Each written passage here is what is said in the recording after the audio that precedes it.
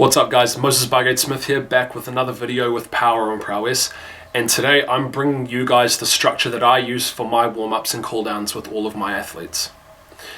Now, warm-ups and cool-downs are known to be very, very important for both the preparation and the recovery side of being an athlete.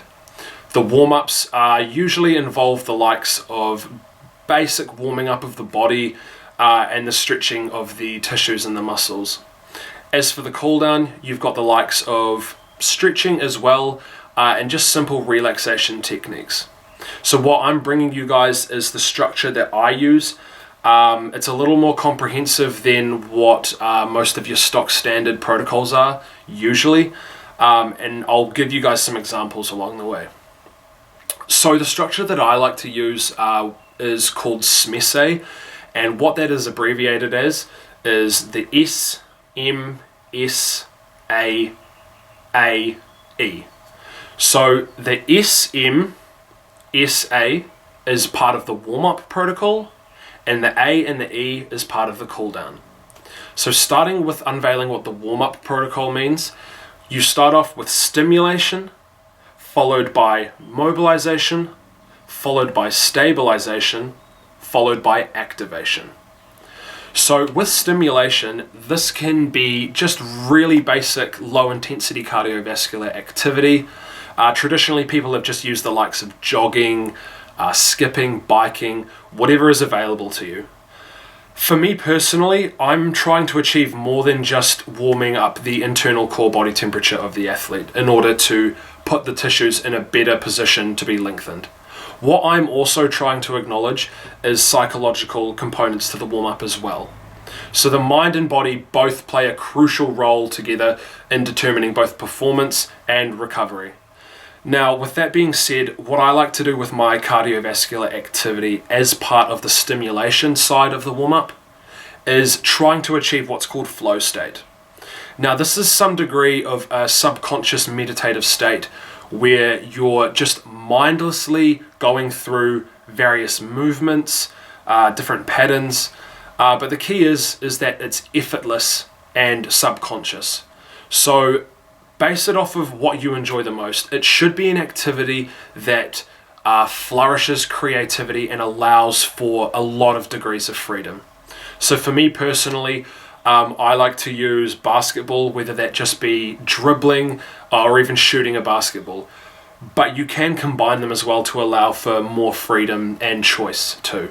So you can experiment with different forms of dribbling, you can alter the paces, try different jump shots. There's a lot of room for creativity there. And what I find is the athlete actually achieves a better mindset going into the warm-up because they've essentially just done something that they enjoy. So their head is already in a better position of not only input, but just overall giving it their best and giving their full engagement. Now, following on from the stimulation, we move on to M, which stands for mobilization. Now, mobilization is not so much looking at static stretching, but it's drifting more towards the side of dynamic stretching. So the difference between the two, other than the fact that one is being statically held for long periods of time, and the other is more movement-based and more speed-based, the real discrepancy between the two is that with mobilizing, you have the agonistic muscle, where the antagonist is stretching, actively involved with the movement. So an example would be with the leg swings, rather than just using pure momentum, you're looking at working within your active range of motion, where the hip flexor, being the agonist, is creating a lot of the movement, or the majority of the movement, because it's the agonist, and it's working to the point where it gets to its maximally shortened position alongside the glute slash hamstring being in its fully lengthened position. And this is a lot more specific to sport, because unless you have excessive amounts of external forces that are putting you into positions beyond your active ROM, this is far more specific to both training and game scenarios and movements within those scenarios. Moving on from there, we go on to the next S, which stands for stability. Now, stability is super important, especially from a force production and an injury prevention standpoint. So the more stable you are, or a structure is, the more force that you can produce. So an example being, if I am trying to row a barbell up towards me from a bent over position, then all I have really to rely upon is basic setup regarding base of support, center of mass, and then of course how distal the load is from where my center of mass is, or my center of gravity is. Comparing that to being chest supported, I've got far more stability, and my overall musculature needs to contribute a lot less to producing force, purely due to the fact that I am completely stable. So in this scenario, what we're trying to do is we're trying to stabilize all of the major joints, such as the ankle and the hip, as well as the shoulder region, just to ensure the likes of knee injury sustainment, shoulder injury sustainment, and all of the other joint injuries that are possible are avoided.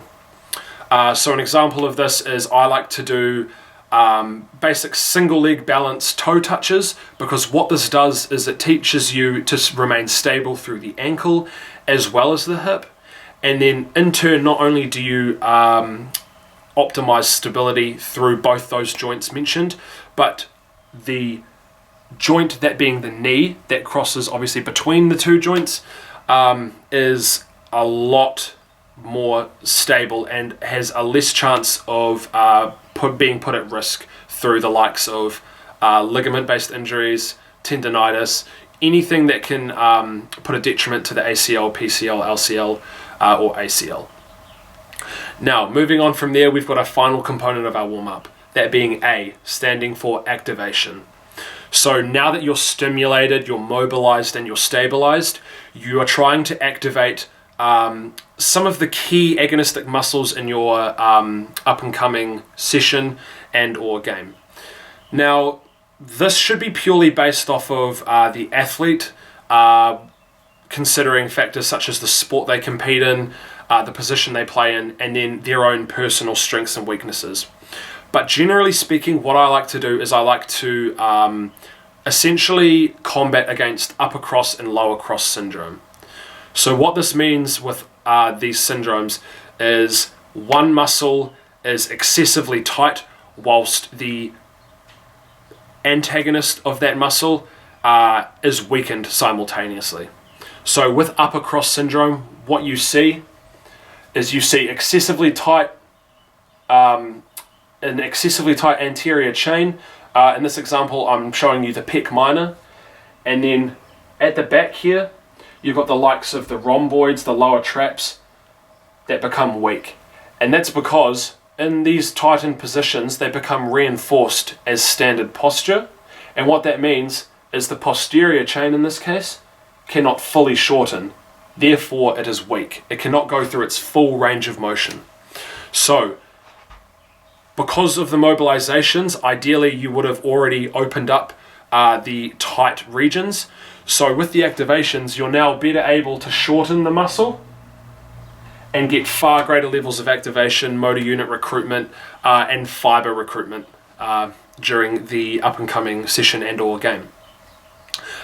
With the lower body, sitting down all day, whether that be as a student or as an office worker, or even just for most people who obviously find themselves sitting on the couch or just at the table quite a bit, you pretty much end up reinforcing this hip flexed position where your hips are up and your knee is out in front.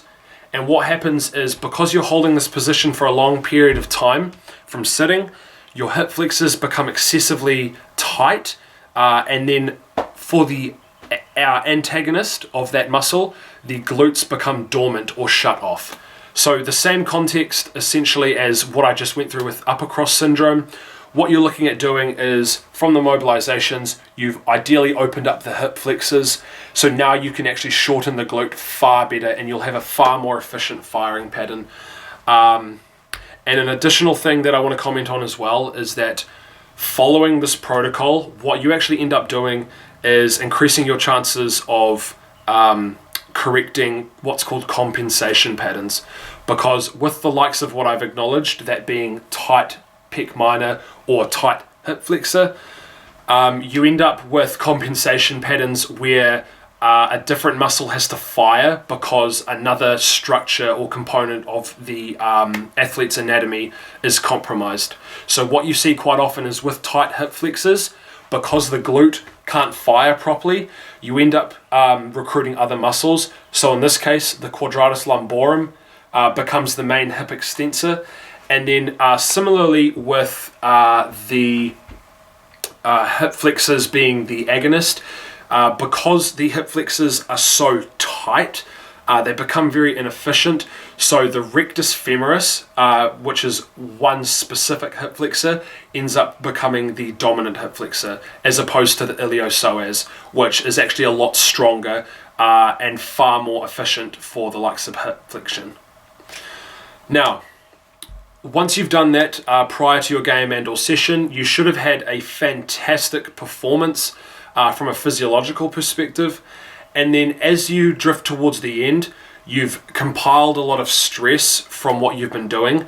So this is where the cooldown comes in to try and get a recovery-based response. Now with the warm-up, you've achieved essentially a sympathetic ramping of the nervous system, where you have gradually built your body up towards better being able to respond to fight or flight-based situations. In the cooldown, you're trying to achieve the opposite. So in order to get the recovery response going, you need to get into a relaxed parasympathetic nervous system state. So the way that we achieve that is through the A and E. So the A and E stands for alleviation and elongation.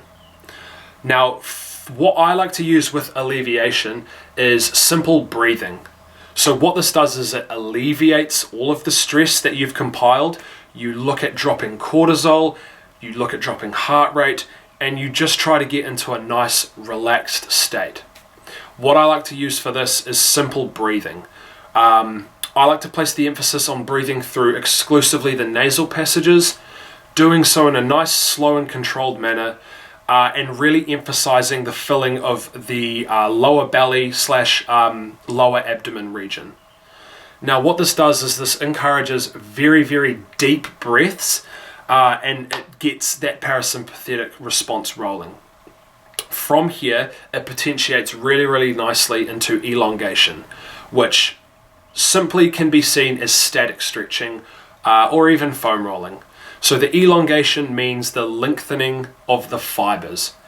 Now, not to be mistaken with mobilizing, this is where you start to do your more passive stretching, where you're trying to achieve deeper ranges of motion and then simultaneously get into a calmer state so that you can get recovery from the session or game that you've just endured. So I like to hit all of the major structures, ideally going for the areas like I've just talked about that are tight from upper cross and lower cross syndrome, but you can hit other areas as well. I like to hit the pec minor. I like to do a little bit of work with the hip flexors, the piriformis, hamstrings, calves. You can get really creative with it, so just base it purely off of the needs of the athlete. And then from there, what you should have is an ideal routine in place for both pre and post training and or games. I hope you guys enjoyed it. I'll be bringing out some more content very, very soon. And if you guys want any specific content covered, just leave a comment below.